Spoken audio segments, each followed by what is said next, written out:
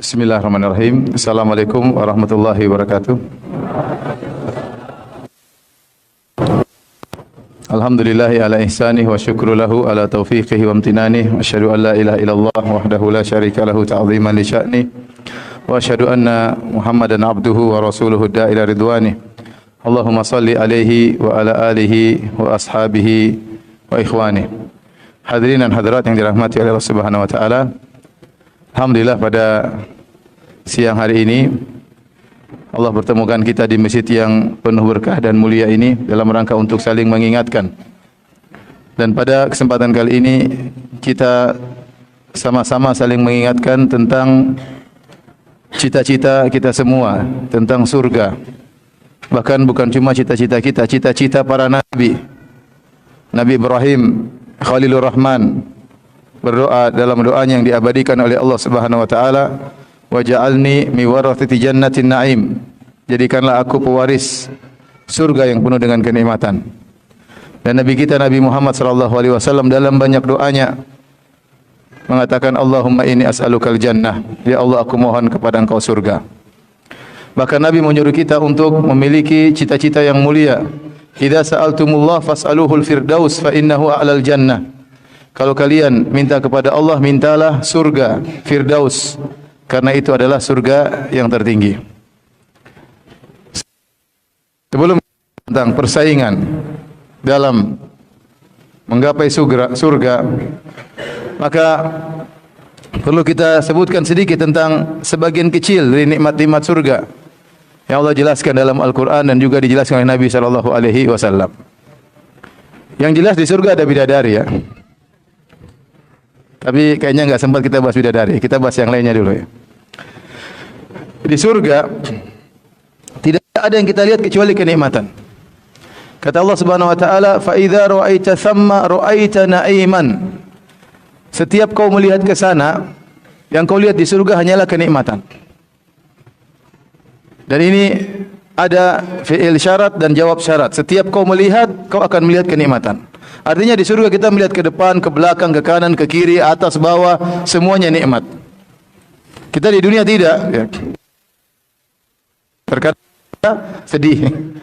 Lihat ke kiri, kita terkadang kasihan. Dan banyak penglihatan-penglihatan yang menjadikan kita bersedih. Atau membuat kita marah, membuat kita jengkel, buat kita emosi. Tapi di surga semua yang dilihat adalah kenikmatan. Kenapa? Karena surga isinya murni kenikmatan. Tidak ada sedikit pun yang menimbulkan kesedihan. Makanya penghuni surga begitu masuk surga, mereka berkata, Alhamdulillahilladzi adhaba 'annal hazan. Inna rabbana laghafurun syakur. Segala puji bagi Allah yang menghilangkan dari kami kesedihan. Begitu masuk surga, seluruh kesedihan hilang. Dan kita tahu di dunia ini banyak sebab-sebab yang membuat kita bersedih. Ya.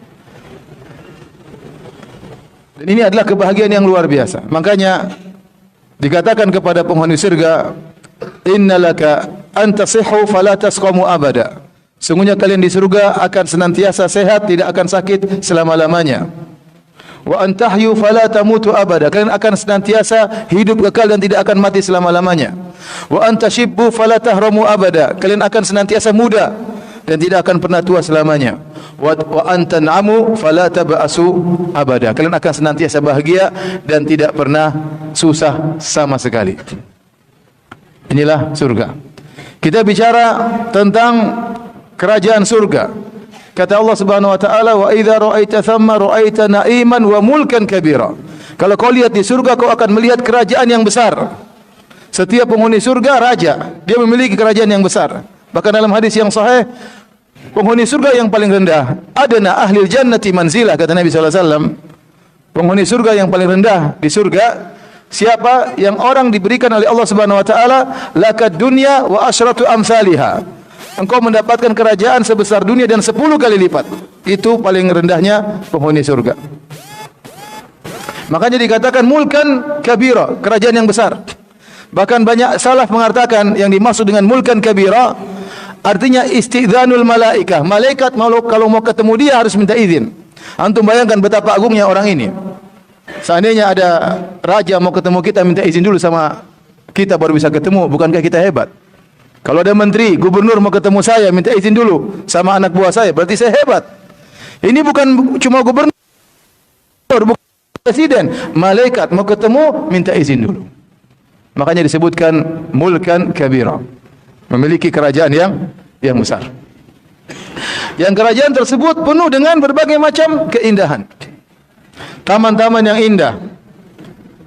Yang kata Nabi sallallahu alaihi wasallam, bagaimana pohon-pohon di surga? Syajaratin fil jannah illa wasaquha min dhahab. Tidak ada pohon di surga kecuali batangnya terbuat dari emas. Bagaimana dengan buah-buahannya?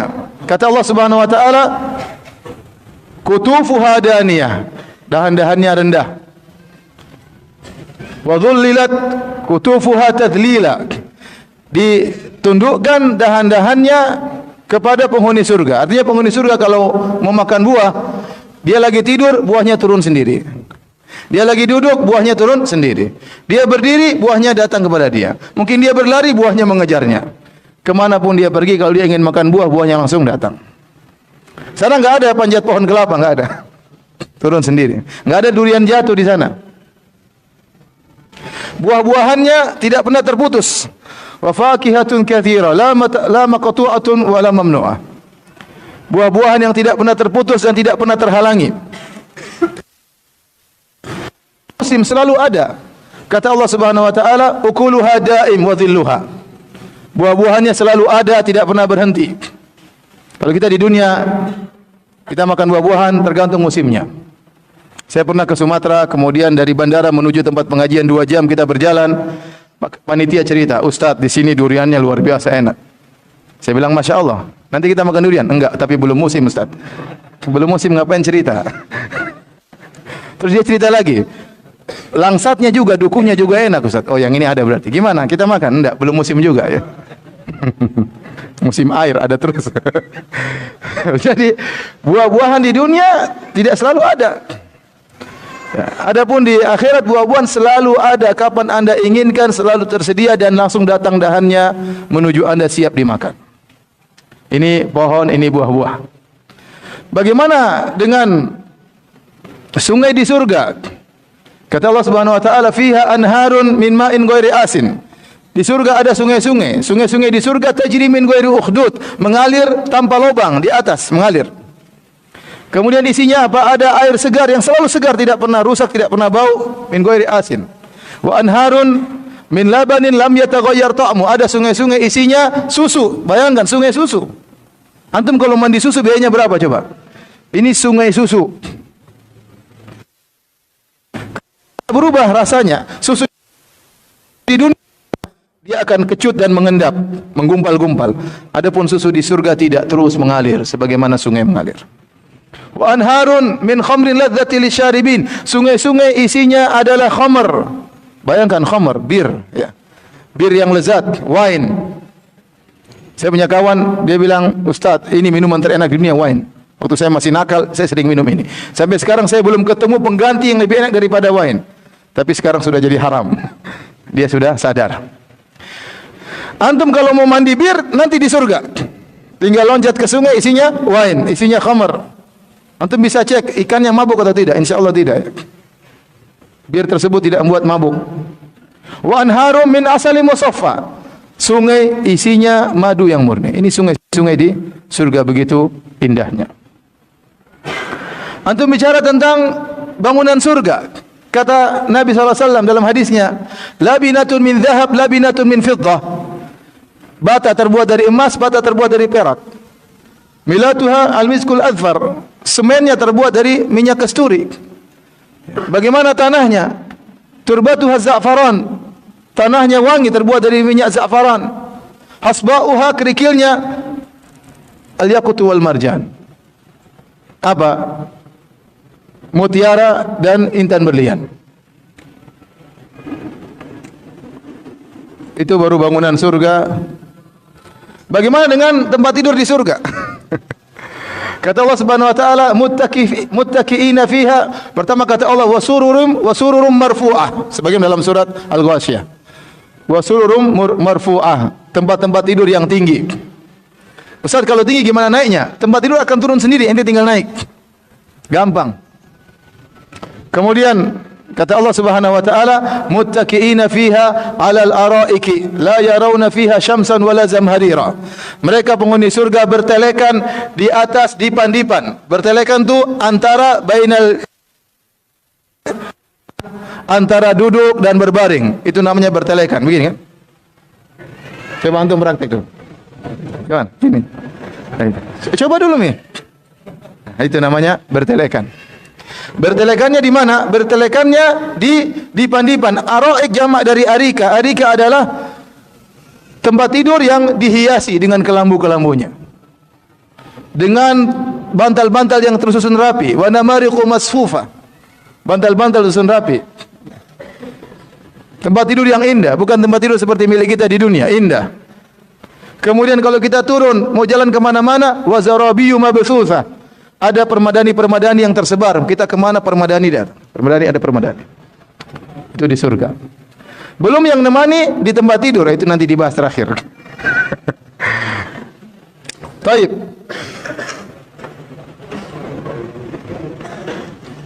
Kemudian bagaimana cuaca di surga? Kata Allah Subhanahu wa taala, la yarawna fiha syamsan wala zamharira. Di surga tidak ada matahari yang panas dan tidak ada dingin yang menusuk. Enggak ada. Sejuk selalu sejuk. Kata Allah Subhanahu wa taala kepada Nabi Adam, "Tara wa annaka la tazma'u fiha wa la tatha." Wahai Adam, kau di surga tidak akan pernah lapar dan kau tidak akan pernah telanjang, kau tidak akan pernah haus dan kau tidak akan pernah kepanasan. Selalu sejuk. Kenapa? Matahari sudah selesai. Idza syamsu kuwirat, tatkala matahari dihilangkan cahayanya, dirudupkan oleh Allah Subhanahu wa taala. Cuaca selalu sejuk selama-lamanya. Apalagi yang belum dicerita di surga? Apalagi yang bidadari terakhir nanti. Baik. Itu di antara kenikmatan-kenikmatan surga.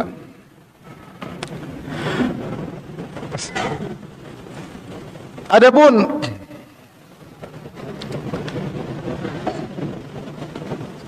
gelas-gelas di surga, kata Allah Subhanahu wa taala tentang gelas-gelas di surga, qawarira min fiddatin. Kata Allah, qawarir dari fiddah, gelas-gelas yang terbuat dari fiddah, dari perak. Dan ini yang menakjubkan para ahli tafsir. Mereka berkata, kita tidak bisa bayangkan di dunia ada perak yang tembus pandang. Perak kalau kita tempa setipis apapun, bahkan setipis sayap nyamuk, kita tidak akan bisa melihat yang di balik perak tersebut, karena dia logam dan dia putih. Allah mengatakan dalam Al-Quran, qawarira min fiddah. Ternyata ada gelas-gelas terbuat dari perak. Perak tersebut putih tapi bening. Dan itu belum ada contohnya di dunia. Dan ini semakin menguatkan bahwasanya perkataan Ibnu Abbas radhiyallahu ta'ala anhuma, laisa syai'un fil jannah mimma fid dunya illa al-asma. Tidak ada satu pun yang disebutkan di surga namanya sama. Semuanya hakikatnya berbeda, pohonnya berbeda, sungainya berbeda, khamarnya berbeda, gelasnya berbeda, ya, labina batanya berbeda, tanahnya berbeda, semuanya berbeda, bidadari juga berbeda. Semuanya berbeda. Kalau seorang bicara tentang mata air di surga, mata air keluar. Kata Allah, yufajjirunaha tafjira. Kata para ahli tafsir, kemana seorang ingin minum dari mata air, dia tunjuk, keluar mata air tersebut. Dimanapun dia berjalan, dia tunjuk, keluar mata air tersebut. Yufajjirunaha tafjira. Mereka keluarkan mata air tersebut dimanapun mereka berkehendak. Baik, kita berbicara sekarang mengingat waktu yang sempit, kita bicara tentang bidadari. Tidak apa-apa kau Ustaz? Ustaz, apa? Saya takut ibu-ibu tersinggung ya. Sebelum kita bicara bidadari, kita bicara dulu pelayan di surga. Allah menciptakan pelayan-pelayan di surga, anak-anak kecil. Kata Allah Subhanahu wa taala, wa yatufu alaihim wildanun mukhalladun. Berkeliling di sekitar mereka anak-anak kecil yang abadi. Apanya yang abadi? Yang abadi mereka selalu kecil, bukan umur mereka. Jelas semua penghuni surga abadi. Tapi maksud abadi di sini adalah senantiasa kecil. Kenapa kecil? Kata para ulama, karena kalau yang melayani om-om kita enggak enak nyuruhnya. Om, ambil itu om, enggak enak. Makanya dibuat anak-anak kecil sehingga mereka mudah bergerak dan mereka lebih giat. Kemudian kata Allah Subhanahu wa taala, "Idza ra'aitahum hasibatahum lu'lu'an mansura." Kalau kau melihat mereka, pelayan-pelayan tersebut, kau akan menyangka mereka adalah mutiara-mutiara yang tersebar. Mutiara itu putih. Disebarkan, berada di mana-mana. Kata para ulama, ini dalil bahwasanya anak-anak kecil pelayan tersebut kulit mereka putih-putih ibarat mutiara. Kalau pelayan-pelayannya saja kulitnya putih seperti mutiara, bagaimana dengan yang dilayani? Bagaimana dengan penghuni surga itu sendiri? Jadi antum yang hitam-hitam sabar ya. Insyaallah kalau di surga jadi apa? Putih menarik. Baik. Inilah pelayan-pelayan surga. Kita berbicara tentang bidadari. Bidadari, Nabi SAW menjelaskan secara global dalam hadisnya, "Idza tala'at imra'atun min ahlil jannah ila ahli dunya la adha'at ma bainahuma." Kalau ada perempuan penghuni surga nongol di dunia, misalnya di Istiqomah di lampu mati semuanya, ya. Kemudian penghuni surga, cewek surga nongol, dia panggil, "Hai guys." Kata YouTuber, dia nongol, maka adha'at ma bainahuma, maka dari langit dan bumi bercahaya. Allahu Akbar ya. Bukan cuma itu, wala mala'at ma bainahuma riha, bahkan harum semerbak dari atas langit sampai ke bumi. Itu bidadari. Kata Nabi sallallahu alaihi wasallam, wala nasifuha ala ra'siha khairum minad dunya wa ma fiha. Sungguhnya kerudung yang ada di atas kepalanya lebih baik daripada dunia dan seisinya. Itu baru kerudungnya, belum pipinya, belum bibirnya. Ini jomblo semua ini. Kayaknya enggak pas lah ini mainan SMA. Sudah kita skip aja, enggak usah bicara bidadari. Pokoknya adik-adik kalau belajar yang baik, insyaallah dikasih bidadari oleh siapa? Allah Subhanahu wa taala. Skip aja. Enggak usah. Lanjut. Enggak apa-apa. Kasihan anak-anak S. Penyemangat. Oh ya, kita lanjut. Baik. Itu tadi gambaran global tentang bidadari. Ternyata bidadari dijelaskan oleh Allah dalam Al-Quran dalam banyak ayat dan dalam hadis-hadis Nabi yang sangat banyak. Di antaranya Allah membicarakan tentang fisiknya dan di antaranya Allah membicarakan tentang akhlaknya. Secara fisik, ya kata Allah uruban atraba, bahwasanya para bidadari muda-muda, umurnya muda-muda. Inna ansha'nahunna insya'a faja'alnahunna abkaran uruban atraba. Kami ciptakan bidadari langsung. Jadi bidadari diciptakan tanpa melalui proses seperti masih kecil, ingusan, ngompol sana ngompol sini, enggak ada. Langsung jadi gadis yang cantik jelita. Faja'alnahunna abkaran, dan selalu gadis. Selalu gadis. Setiap digauli kembali menjadi gadis, selalu gadis. Itu sifat yang melekat pada bidadari. Umurnya sebaya sekitar 33 tahun. Itulah puncak-puncak pemuda ya. Lebih daripada terlalu tua, lebih kurang daripada terlalu muda, 33 tahun. Itulah para bidadari. Kemudian Allah Subhanahu wa taala mengatakan ka'annahunnal yaqutu wal marjan. Sungguhnya bidadari seperti al-yaqut dan al-marjan. Al-yaqut intan berlian bening, al-marjan adalah mutiara putih. Ternyata tubuh bidadari terdiri atas putih dan bening.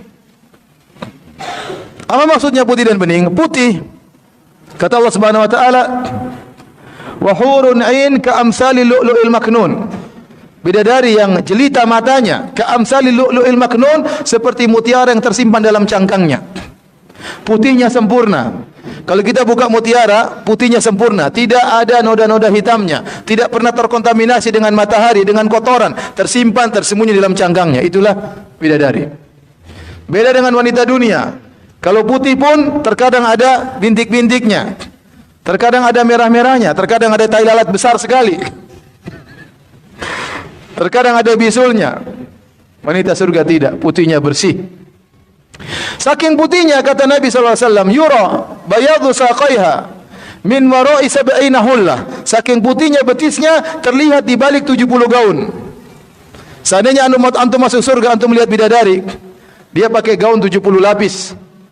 Bayangkan, sudah pakai gaun 70 lapis, ternyata putih, betisnya masih kelihatan di balik 70 gaun tersebut.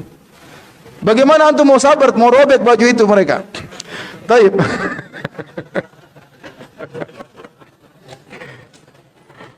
Taib, itu baru putihnya. Bagaimana beningnya? Bening. Ini yang agak susah kita cerna, kalau bening itu bagaimana ya. Tapi kata Nabi sallallahu alaihi wasallam, kabiduha mir'atuhu, sungguhnya hatinya bidadari cermin bagi suaminya. Jadi suaminya kalau berarti bidadari, kelihatan wajahnya di hatinya, Masya Allah. Saya sering telepon istri saya. Sayang, lagi di mana? Lagi di hatimu, Masya Allah.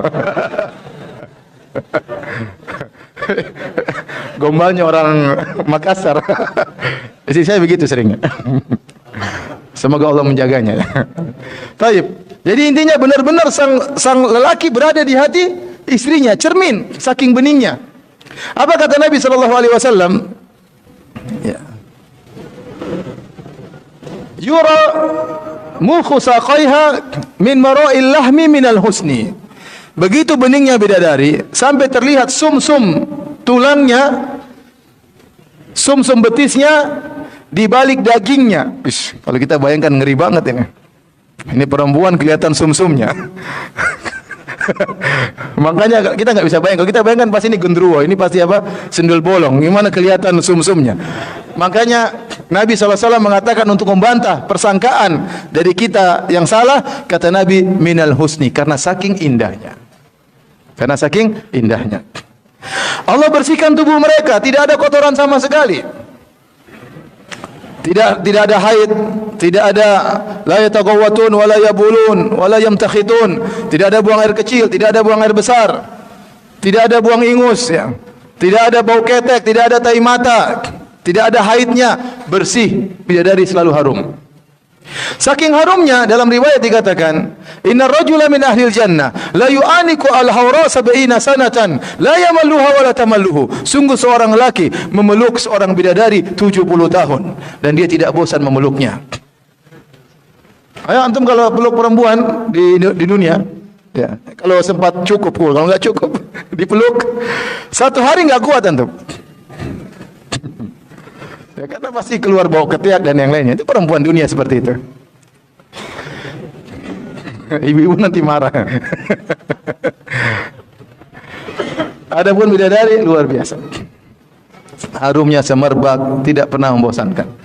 Baik, di antaranya juga kata Allah Subhanahu wa taala, qasiratu tarf.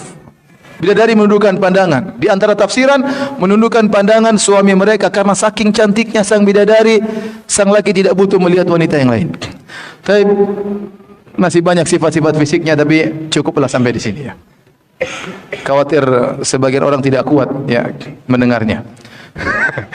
Kita lanjutkan tentang sifat akhlaknya. Kata Allah, wa azwajum mutahharah, para istri-istri yang disucikan, disucikan secara fisik dan disucikan secara hati, batin. Bidadari memiliki akhlak yang mulia. Di antara akhlak mulia bidadari, selalu setia menunggu di rumah. Kata Allah, hurum maqsuratun fil khiyam, senantiasa menunggu terpingit dalam kemah-kemah menanti kapan kedatangan suaminya. Dia tidak pernah keluyuran kecuali dengan izin apa? Suaminya. Setiap saat siap melayani suaminya. Tidak seperti wanita dunia. Terkadang seorang suami yang mendatangi istrinya bilang, terkadang ingin mendatangi istrinya ternyata lagi ngerumpi di rumah tetangga, keluar rumah. Terkadang mendatangi istrinya, ternyata istrinya lagi silaturahmi, sehingga dia harus nunggu silaturahminya kadang seminggu, nunggu puasa seminggu. Terkadang mendatangi istrinya, terkadang istrinya lagi di mall. Datang istrinya, ternyata istrinya lagi di rumah, lagi sehat, lagi tidak haid, lagi tidak apa-apa, ternyata lagi tidak berhasrat. Tidak setiap saat bisa melayani. Beda dengan bidadari di surga. Itu akhlaknya. Di antara akhlak bidadari di surga, qasiratu tarf. Dalam satu tafsiran, menundukkan pandangan mereka. Bidadari tidak pernah melihat kepada lelaki lain. Sempurna kecintaannya kepada suaminya. Makanya Allah mengatakan qasiratu tarf, lam yatamithunna insun qablahum wala jan. Selalu menundukkan pandangan. Tidak pernah disentuh oleh manusia dan jin sebelumnya. Dia tidak kenal laki-laki lain. Tidak pernah disentuh oleh laki-laki lain, tidak pernah disentuh oleh jin, bahkan tidak pernah. Yang sentuh adalah suaminya satu-satunya yang dia kenal tersebut. Antum bayangkan kalau antum menikah dengan seorang wanita cantik jelita dari kampung. Wanita tersebut tidak pernah melihat lelaki kecuali antum. Antum modelnya apapun, mau pendek, mau pesek ya. Sang wanita bilang ente yang paling ganteng karena enggak ada yang lain. Dia tetap menganggap antum yang paling tampan karena dia tidak pernah melihat lelaki lain. Setelah lihat laki-laki lain baru tahu ternyata ente jelek.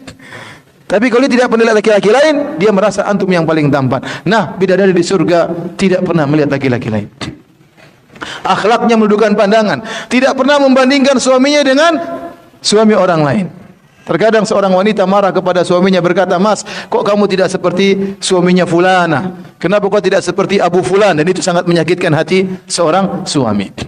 Bidadari tidak pernah demikian.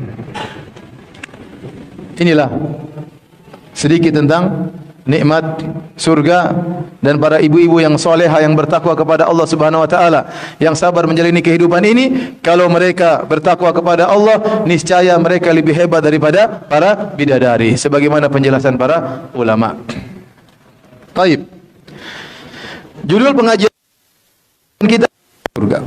Ikhwan, sungguhnya surga itu bertingkat-tingkat. Sebagaimana neraka bertingkat-tingkat. Allah Subhanahu wa taala berfirman, "Walikullin darajatum mimma amilu." Bagi masing-masing derajat sesuai amalan. Ini Allah sebutkan ayat ini setelah Allah menyebutkan tentang penghuni surga, penghuni neraka. Allah simpulkan walikullin darajatum mimma amilu. Masing-masing memiliki derajat berdasarkan amalannya. Demikian juga Allah Subhanahu wa taala berfirman, ya, "Afaman ittaba'a ridwanallahi kaman ba'a bi sakhatin minallah wa ma'wahu jahannam wa bisal masir hum darajatun indallah wallahu basirun bima ya'malun." Apakah sama orang yang mengharap ridha Allah, itu penghuni surga, kaman ba'a bi sakhatin minallah, seperti orang kembali membawa kemurkaan Allah, penghuni neraka? Kata Allah, hum darajat, mereka bertingkat-tingkat. Penghuni surga bertingkat-tingkat, penghuni neraka juga Contoh neraka jahanam, darakat bertingkat-tingkat. Allah berfirman tentang orang-orang munafik, "Innal munafiqina fi dar." Sungguhnya penghuni neraka jahanam, orang-orang munafik di neraka jahanam yang paling bawah. Allah Nabi bercerita tentang Abu Talib. Ahwanu ahli nari adzaban yaumal qiyamah Abu Talib. Orang yang paling ringan azabnya pada hari kiamat adalah Abu Talib. Wa huwa yanta'ilu bina'lain minan nar yaghli bihima dimaghuhu. Dia memakai sendal dari api, otaknya mendidih. Itu neraka yang paling apa? Ringan. Ternyata neraka bertingkat-tingkat ke bawah. Yang paling parah orang munafik. Kenapa orang munafik? KTP-nya Islam tapi benci dengan Islam. Dosanya double. Dosa kafir sama dosa menipu. Yukhadi'una Allah, mereka hendak menipu orang Allah, walladzina amanu, hendak menipu orang beriman. Orang kafir asli juga dosa, neraka juga. Lebih parah orang munafik. KTP-nya Islam tapi benci dengan Islam. Bertingkat-tingkat dari Abu Talib ke bawah, ke bawah, ke bawah sampai orang munafik. Demikian juga penghuni surga. Bertingkat-tingkat. Allah isyaratkan dalam banyak ayat. Contoh dalil bahwasanya penghuni surga bertingkat-tingkat.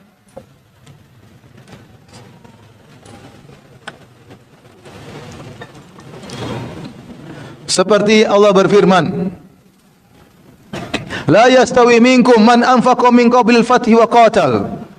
Ulaika a'zamu darajatan minal ladzina wa kullu wa'adallahu al-husna."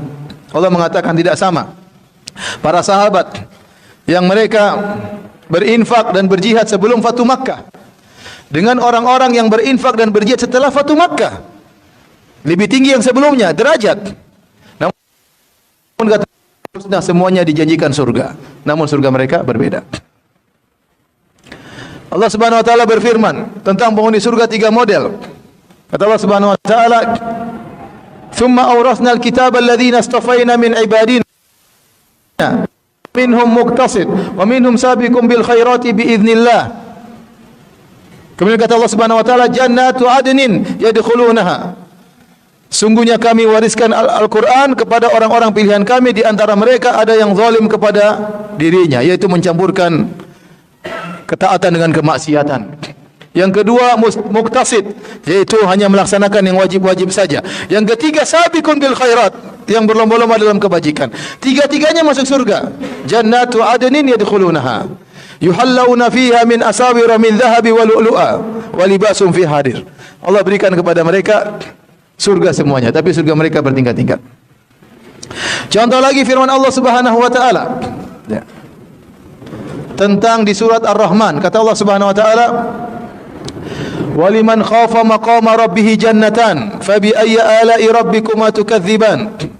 Dzawata afnan, fabi ayyi ala'i rabbikuma tukadziban? Fihima 'ainani tajriyan." Dan seterusnya. Kata Allah, bagi orang yang takut kepada Allah dapat dua surga. Allah kemudian sebutkan tentang sifat-sifat surga tersebut. Di antaranya kata Allah, "Fihima 'ainani tajriyan." Dalam surga tersebut ada dua mata air yang mengalir. Kata para ulama, ini surganya orang-orang super khusus. Setelah itu Allah menyebutkan surganya orang-orang yang biasanya. Wa min dunihima jannatan. Selain itu ada dua surga yang lain. Fabi ayyi ala'i rabbikuma tukadziban. Kemudian kata Allah Subhanahu wa taala, mudhammatan, fabi ayyi ala'i rabbikuma tukadziban, fihima 'ainani nadhakhatan. Di surga tersebut ada dua mata air yang memancarkan air. Kata para ulama, yang mengalirkan lebih bagus daripada yang memancarkan. Berarti ada tingkatan. Menunjukkan surga bertingkat-tingkat.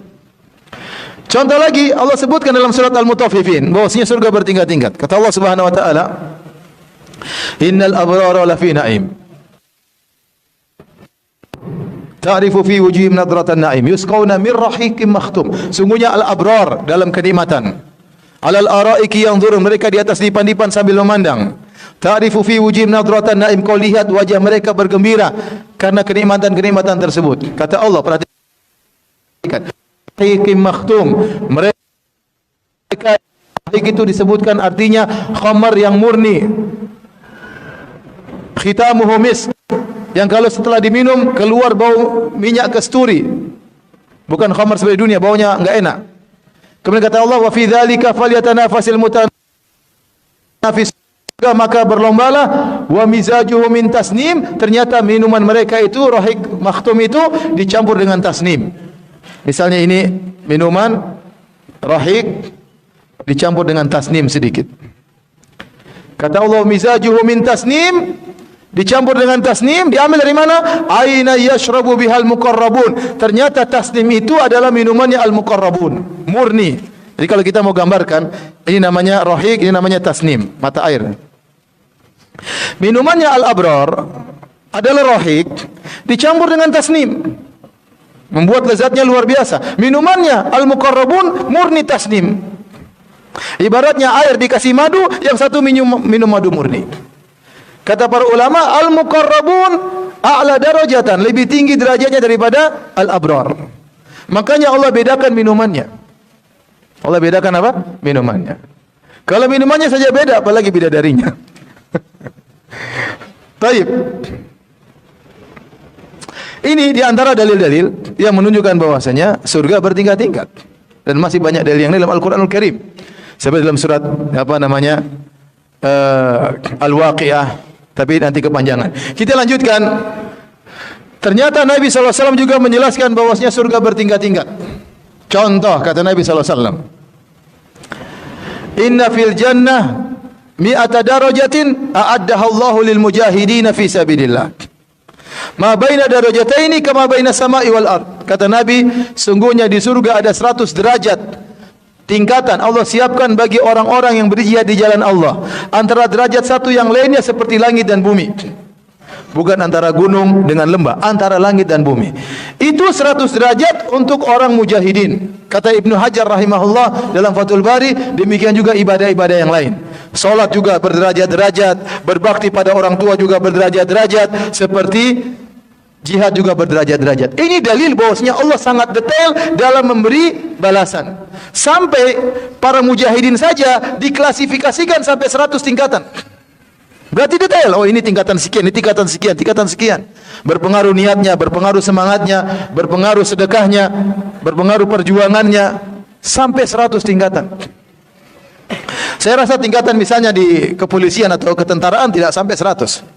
Mungkin bintang-bintang, kopral-kopral, jenderal-jenderal bintang 4. Ini sampai 100 tingkatan, berarti Allah detail dalam memberikan klasifikasi orang-orang yang beribadah. Tidak mungkin disamakan. Di antara bukti yang lainnya, kalau semua dianggap sama, Allah tidak adil. Makanya Allah mengatakan walikullin darajatun mimma amilu.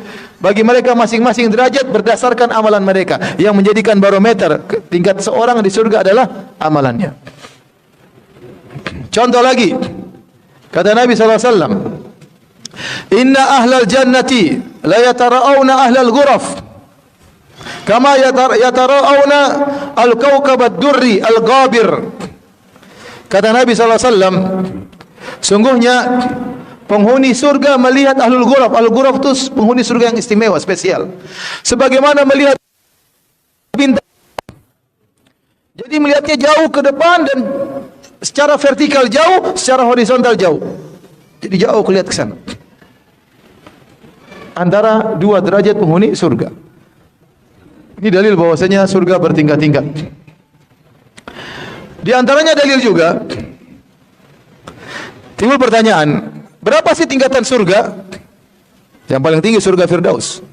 Berapa sih tingkatan surga? Sebagian ulama berpendapat bahwasanya tingkatan surga jumlahnya bukan cuma 100. Lebih daripada itu, jumlah tingkatan surga sebagaimana jumlah ayat di dalam Al-Qur'anul Karim, 6.000 sekian. Dalilnya apa? Dalilnya Nabi SAW bersabda, yuqalu li sahibil Qur'an, dikatakan kepada penghafal Al-Qur'an atau ahli Al-Qur'an, iqra wartaqi warattil kama kunta turatil fid dunya fa inna manzilataka inda akhir ayatin taqra'uha. Kata Nabi, dikatakan kepada penghuni surga, Allah berkata kepadanya, bacalah Al-Qur'an dan naiklah. Bacalah dengan tartil sebagaimana kau baca tartil di dunia. Sungguhnya kedudukanmu di surga sesuai dengan akhir ayat yang kau baca. Sehingga sebagian ulama berkata bahwasanya setiap ayat mewakili satu derajat surga. Semakin seorang banyak hafalannya, mengamalkan Al-Quran, semakin tinggi derajatnya di sisi Allah Subhanahu wa ta'ala. Dari sini ternyata sebagian ulama berpendapat, ya, surga tingkatannya 6.000 sekian. Subhanallah. Yang paling rendah istananya 10 dunia ini. Luar biasa. Bagaimana yang paling tinggi seperti surga Firdaus. Jadi kalau antum tahu ternyata surga bertingkat-tingkat, maka berusahalah untuk mencari tingkatan yang tertinggi. Antum harus bersaing. Yang suruh bersaing siapa? Allah Subhanahu wa ta'ala. Kata Allah tadi, saya sebutkan ayatnya setelah Allah menyebutkan dalam surat Al-Mutaffifin, dzalika falyatanafasil mutanafisun. Untuk urusan nikmat surga bersainglah, kata Allah Subhanahu wa ta'ala, bersainglah. Makanya kalau sudah bicara amal soleh, Allah selalu menyuruh semangat. Dalam sebagian ayat kata Allah, fastabiqul khairat, berlomba-lomba. Allah suruh bersaing, suruh lomba. Kata Allah, sabiqu ila maghfiratin min rabbikum wa jannatin arduha ka ardi samai wal ard. Arduha samawati wal ard, dalam ayat yang lain. Kata Allah, saling cepat-cepatanlah kalian dalam menuju surga yang penuh dengan kenikmatan. Suruh berlomba. Kata Allah lagi, sari'u ila maghfiratin. Cepatlah. Jadi Allah suruh berlomba, suruh cepat, suruh bersaing. Ulaika yusari'una fil khairat wa hum laha sabiqun. Mereka adalah orang-orang penghuni surga yang bersegera dalam kebaikan dan mereka berlomba. Jadi untuk urusan akhirat jangan pernah malas-malasan. Semangat. Ketahuilah para hadirin hadirat, bapak dan ibu yang dirahmati Allah Subhanahu wa taala, hidup kita di dunia ini tidak sebentar. Saya sering sampaikan akan hal ini. Setiap detik dari umur kita sangat menentukan nasib kita di derajat yang mana di akhirat. Kita hidup taruhlah 60 sampai 70 tahun. A'maru ummati baini sittin ila sab'in wa aqalla man yajuzu dzalik. Kata Nabi SAW, umur umatku antara 60 sampai 70 dan jarang lewat 70, jarang. 60 sampai 70. Taruhlah umur kita 60 kita meninggal dunia. Belum dipotong kita sebelum balik 15 tahun. Dipotong. Kita ingin tahu umur efektif kita. 15 tahun dipotong. Belum lagi dipotong tidur kita. Kita tidur sehari 8 jam, ada yang 9 jam. 8 jam sudah sepertiga kehidupan kita, 30%. Kalau kita hidup 60 dipotong 20 tahun buat tidur tok. Umur kita semakin sedikit, 60 kurang 15, 60 kurang 20, taruhlah umur kita efektif 30 tahun. Belum kita buat habis untuk medsos, untuk YouTube. Tinggal berapa ya, akhi? Tinggal berapa? Kapan kita beribadah kepada Allah? Berapa waktu kita salat malam untuk baca Quran, untuk berdakwah, untuk mengajar, untuk berbakti kepada orang tua, perhatian terhadap anak dan istri, yang semuanya merupakan ibadah. Maka ingatlah, setiap waktu yang melalui kita ini paling berharga. Makanya kata Hasan al-Basri, aku menemukan aqwaman, adraktu aqwaman, aku mendapati sekelompok orang yang di mana waktu asyah alaihim min darahim, bahwasanya waktu lebih berharga di sisi mereka daripada dinar dan dirham. Dan ini benar dalam Islam. Kalau orang-orang barat mengatakan time is money, waktu adalah uang, kita orang Islam mengatakan al-waqtu agla minadz zahab, waktu lebih mulia daripada emas. Emas dan perak kalau hilang kita bisa cari lagi, ikhwan, benar. Emas dan perak kalau hilang kita bisa cari lagi, mungkin lebih banyak. Tapi waktu sudah hilang tidak akan pernah kembali. Tidak akan pernah kembali. Waktu ini sangat berharga bagi kita. Jangan kita buang sembarangan. Makanya dalam Al-Quran seringkali Allah bersumpah dengan waktu. Agungnya waktu, wal asr, demi waktu. Bisa diartikan demi asar. Wal duha, demi duha. Wal laili, demi malam. Wal nahari, demi siang. Wal fajri, demi fajar. Semua Allah simpatkan tentang waktu, menunjukkan waktu itu penting dalam Islam. Apalagi waktu akan diminta pertanggungjawaban. Lan tazula qadama 'abdin hatta yus'ala an arba'. Tidak bergeser dua kaki seorang hamba sampai ditanya tentang 4 perkara, di antaranya an umri fima afnah, tentang umurnya, waktunya kemana dihabiskan, an syababihi fima ablah, masa mudanya kemana dihabiskan. Akan ditanya waktu nikmat. Nikmatani maghbunun fihima katsirun minan nas, 2 nikmat yang orang terpedaya lupa. Al faraq di antaranya waktu luang. Waktu luang. Ini nikmat dan akan diminta pertanggungjawaban. Kalau kita salah gunakan, bagaimana kita mau bersaing menuju surga yang tinggi? Waktu kita terbuang-buang. Sekarang zaman fitnah ngabisin waktu untuk medsos. Seorang duduk berjam-jam lihat berita. Berita ini, berita anu, berita ini, berita. Bukan dilarang saya lihat berita. Silakan, tidak apa-apa. Tapi ada waktunya. Seorang harus ada porsinya. Jangan berlebihan. Baca berita ini, berita ini, berita ini, berita ini, berita ini. 2 jam dia duduk. Apa dia jadi orang pintar? Enggak juga. Hanya tahu ini cuplikan, wawasan yang terlalu banyak dan tidak membentuk pola pikir yang terbaik. Terbuang-buang. Muncul lagi YouTuber yang nyoting dirinya 10 menit, 15 menit, isinya semua sampah. Kemudian kita ikut tonton sampah tersebut, buang-buang waktu. Isinya mobil mewah lah, rambut amburadul lah, inilah anulah, inilah. Istrinya cantik dia tampilkan lah, apa-apa dia bikin. Kemudian yang nonton 1 juta orang. Subhanallah. Buang-buang waktu kaum muslimin 1 juta orang. Ini orang ini. Gimana kita mau bersaing mencari surga yang tinggi, semua waktu kita buang-buang. Coba kalau seorang nonton 5 menit aja sehari. 5 menit. Bayangkan kalau sudah setahun berapa? 5 menit kali setahun. Ternyata banyak waktu yang dia buang. Seandainya dia buat baca Al-Quran, buat berbakti kepada orang tuanya, buat perhatian sama istrinya, buat ngurus anaknya, buat perhatian pondoknya, buat dakwah, buat Masya Allah berkah. Dia akan lihat hasilnya. Makanya benar kata Nabi SAW. Ya. La tahqiranna minal ma'rufi syai'an. Jangan kalian meremehkan kebaikan sedikit pun. Walau antalqa akhaka biwajhin talik. Meskipun hanya senyum tatkala ketemu temanmu. Senyum ini waktu ente gunakan senyum beberapa detik. Itu dicatat oleh Allah dan itu punya pengaruh dalam derajat Anda di surga. Pandangan mata yang Anda umbar, Anda ke sana sini, itu mengaruhi derajat Anda di surga. Kalau Anda tundukkan, Allah tambah derajatnya. Jadi maksud saya, kita di dunia ini waktu kita terbatas. Ternyata waktu kita yang cuma mungkin efektif 20 tahun, 30 tahun ini sangat mengaruhi nasib kita di akhirat yang abadi, yang bukan ribuan tahun, yang bukan miliaran tahun, yang bukan triliunan tahun. Tidak ada batasannya sama sekali. Jangan kita buang-buang waktu. Usahakan setiap waktu kita bermanfaat. Manfaat banyak, bisa kita buat baca Quran, bisa buat kita untuk istirahat, bisa untuk kita berbakti sama orang tua, telepon mama, telepon bapak, telepon ponakan, telepon om, telepon tante, silaturahmi, berjalan menuju masjid, pulang dari masjid, berjalan menuju dakwah, pulang dari dakwah, ya. Lakukan kegiatan yang bermanfaat sehingga waktu kita tidak ada yang terbuang. Kalau kita lalai, segera istighfar, astagfirullah, astagfirullah, astagfirullah. Zaman sekarang zaman yang banyak buat kita terlalaikan. Oleh karenanya para hadirin rahmatillah subhanahu wa ta'ala, ini saja yang ingin saya sampaikan. Semoga Allah menggerakkan hati kita untuk semangat bersaing dalam meraih surga Allah subhanahu wa ta'ala. Karena surga bertingkat-tingkat, nikmat berbeda-beda.